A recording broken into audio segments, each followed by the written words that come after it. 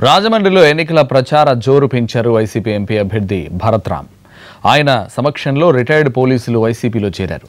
తరువాత రాజమండ్రిలో షర్మిలాతో కలిసి రోడ్ షోలో పాల్గొన్నారు భరత్. రాష్ట్రం సుభిక్షంగా ఉండాలంటే జగన్ అధికారంలోకి రావాలన్నారు భరత్. ఎంపీగా ఒక్కసారి ఛాన్స్ ఇస్తే పార్లమెంట్లో రాష్ట్ర సమస్యలు వినిపిస్తామన్నారు ఆయన.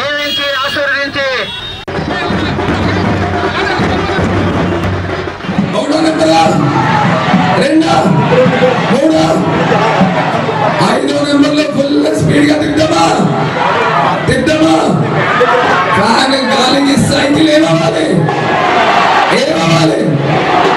ఎగిరిపోవాలా గ్లాస్ ఏమవ్వాలి గ్లాస్.